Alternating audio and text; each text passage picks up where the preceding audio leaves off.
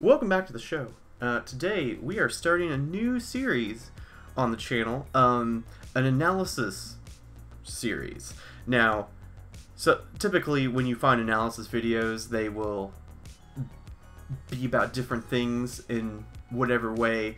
I'm going to call these an analysis or review because they're going to be about different things a lot. So sometimes it's just going to be straight review, and sometimes we're analyzing, that's the word. You know, particular things here or there, or sometimes we'll just be straight reviewing it. You know, it won't always be one thing or the other. It can be movies or shows or anime or something like that. You know what I'm saying? Like, it can be a book too. If you ever hear our podcast, it's kind of like that, but a lot more in-depth about one topic is what these are gonna be like. That being said, though, usually with my type of analytical you know, fascinations I have usually revolve around narrative storytelling. You know, what's the point of a story? What's it really getting at? What's it really trying to say? And today's thing that we're going to be looking at is an anime.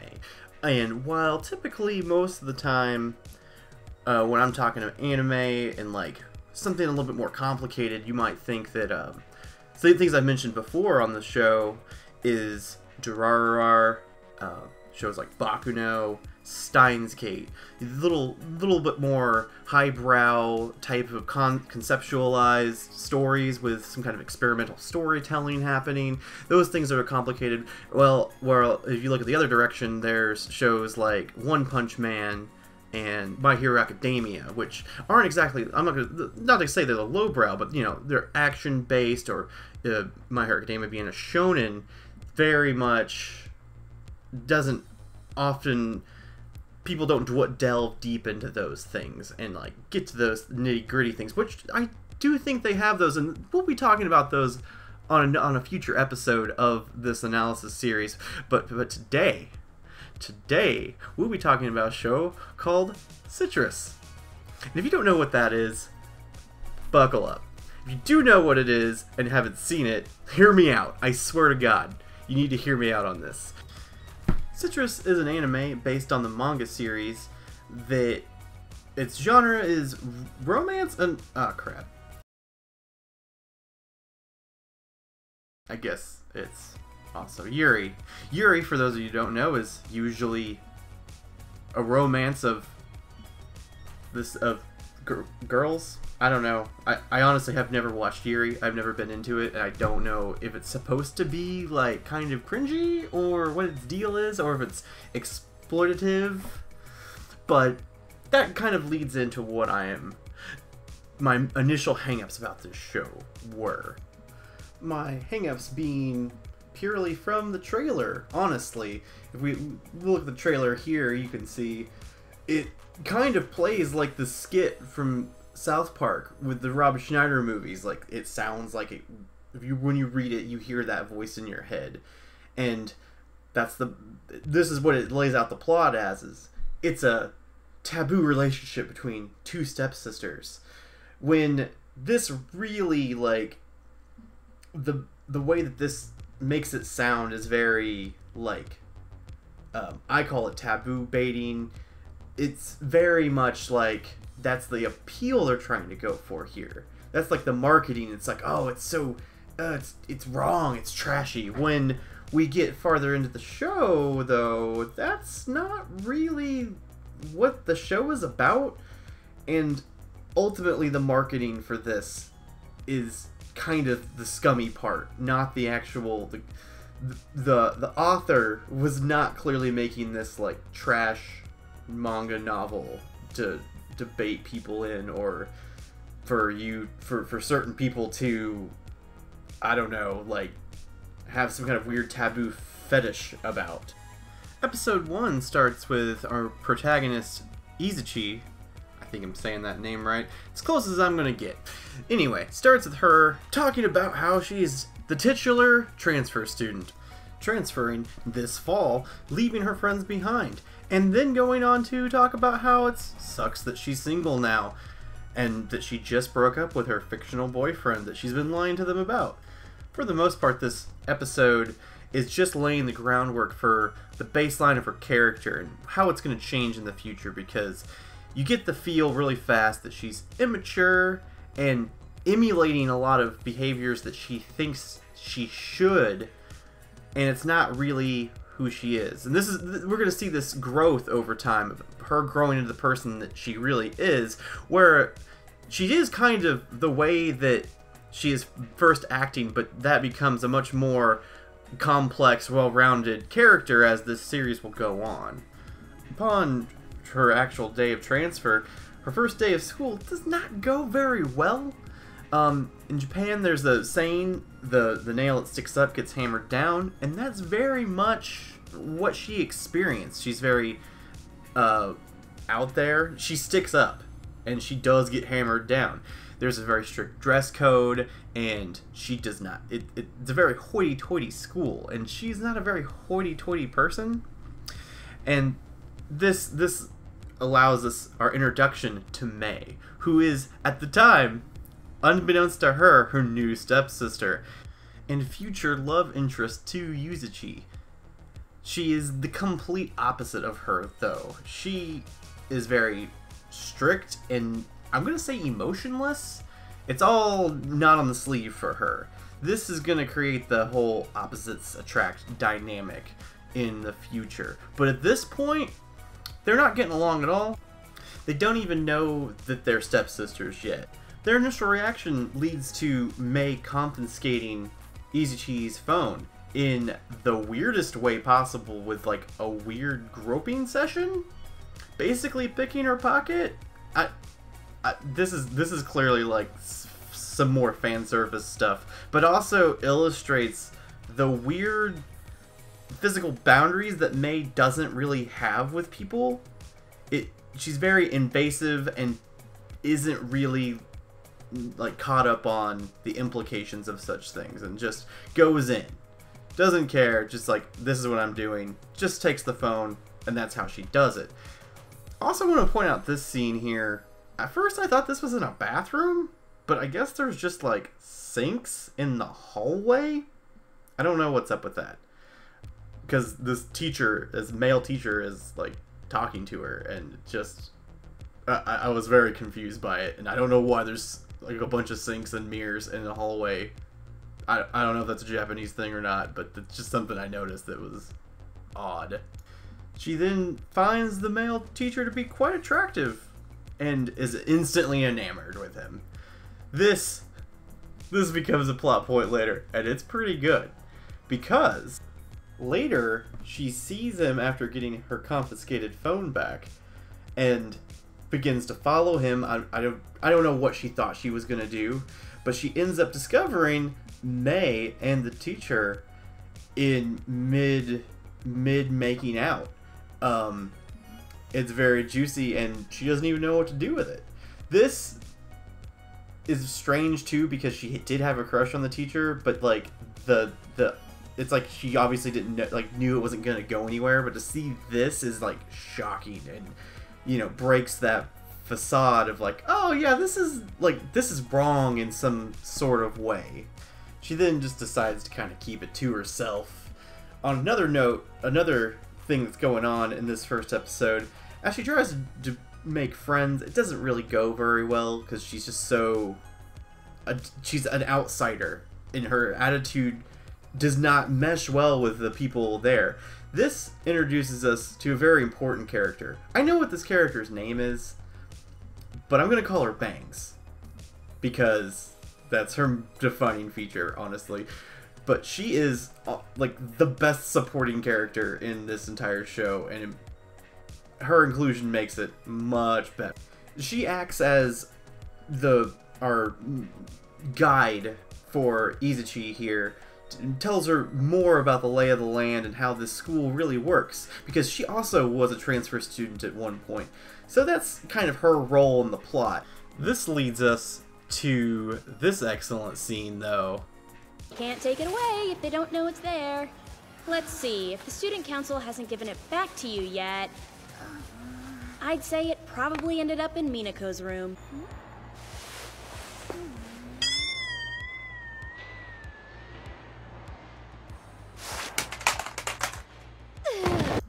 upon returning home, we are introduced to Izuchi's mom.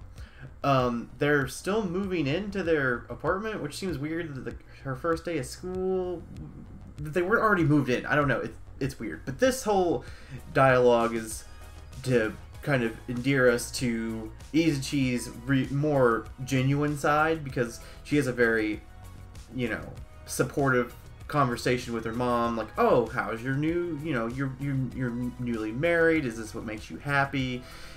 You know, we kind of get insight into their relationship and how Izuchi actually works. That's pretty much what this whole first episode is about, is exposition, and I think this scene actually does it pretty well. Feels natural, feels like it should be in the right place. But then... After all, I've got my 2 beautiful girls here with me. What? 2? Oh, did I forget to mention that? Surprise! You get to have a new sister!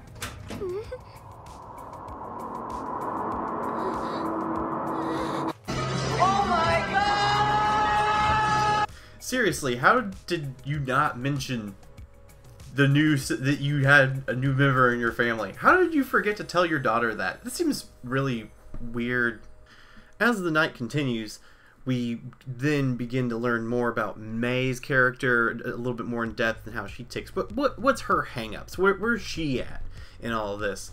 We find out about her dad being gone for most of the time, which will become a big plot point later, and explain sort of why May is the way she is and being kind of withheld and emotionally out of touch with herself.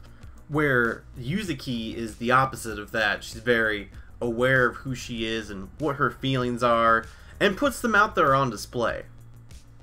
We then find out that the chairman of the school is May's grandfather, which is also like a secondary plot point that's going to happen later. That's also a founding reason for May's character arc and where she's starting from right now. After a dinner of not getting along and not closing this rift between them at all, Izuki retires to a nice bath in which this happens. How could that girl act so normal at the dinner table? After what I saw. Sure was an interesting face she was making.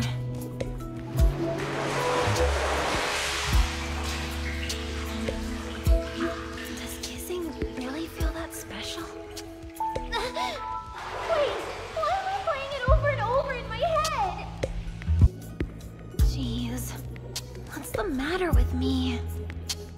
Break out the L word. Lesbian? The other L word. Lesbians? After this point, though, this is where the story actually makes its left turn, shall I say. Upon returning to the room that they now share, Izuki tries to endear herself to May. This doesn't go over well, as she generally rejects her for whatever reason. This causes Izuki to bring up the interaction she saw earlier with the teacher, just to kind of like jab a little bit at May.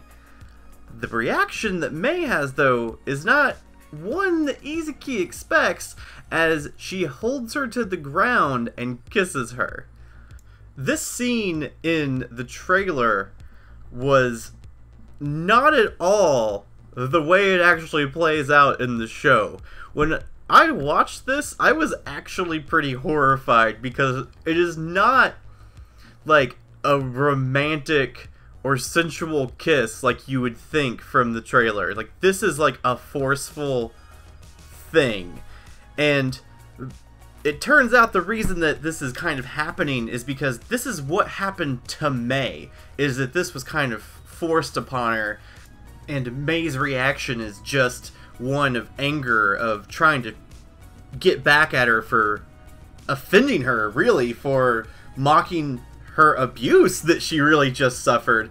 And Yuzuki doesn't know how to process this, because it's never known to her that that is what was going on. And this ends up being the root of her feelings for May, is this strange, forceful kiss. And it's really just like an awakening there, that she is attracted to women, and the whole show is not based around this thing of them being stepsisters. It's basically, it ends up being a story about these two girls, these two young women that have no familiar bonds whatsoever. Like, they just met. They're already, like, almost adults. So that whole angle that the trailer was trying to get us involved in is very much downplayed and not the point.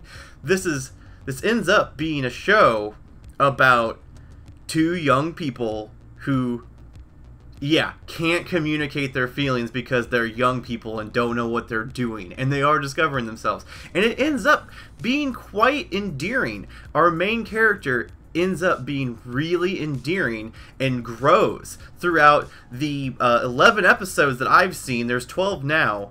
But this is, like, what blows my mind about this. Like, this ends up being a really good character-driven story that is just a really simple story about two people.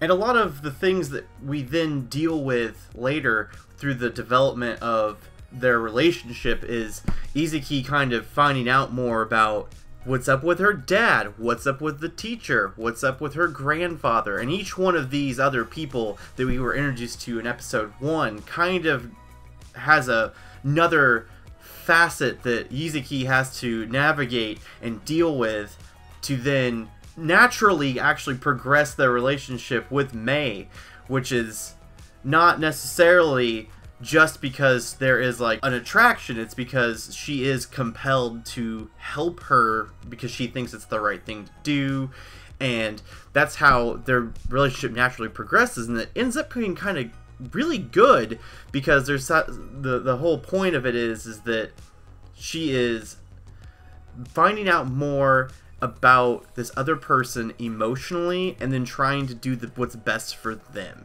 and it ends up kind of being a more healthy dynamic than anything that Mei has experienced so far. And I just think that's really interesting, and it actually ends up, like, getting away from that toxicity that you can tell is around Mei so much in the first episode, and that's, like, another point of development for both of them. This by no means means that it's easy or understandably, like, predictable to navigate.